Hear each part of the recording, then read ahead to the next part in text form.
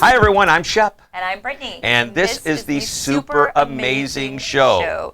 Every week we're bringing you a tip or idea to help you create super amazing customer experiences. Shep, what are we going to talk about this week? Well, this week is the third Get to Know Your Customer Day. And each year on the third Thursday of each quarter, all right? Get that? The third Thursday of each quarter, it's a Get to Know Your Customer Day. Again, it should be every day, but we're going to do a focus on these 4 days throughout the year.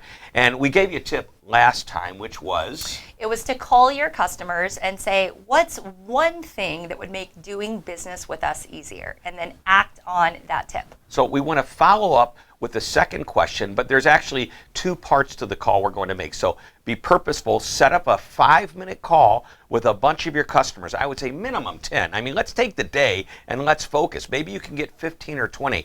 And we're going to ask them this question. What's one thing that a competitor is doing that we're not, that you wish you would see us implement? Right, and maybe not just a competitor, but is there a company that you love doing business with, even outside of industry, that they do that you wish that we could be doing?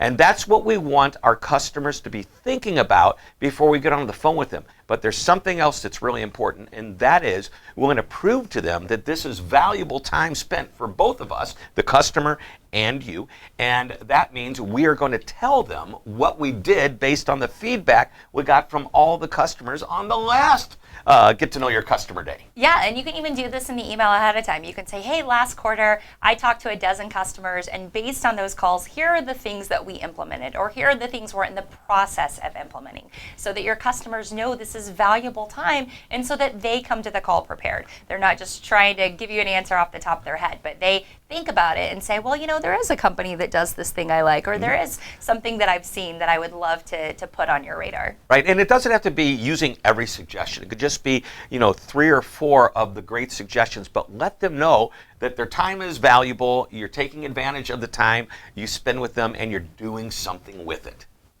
All right. Thanks for joining us. Yes. We'll be back next week with another super amazing tip. I can't wait.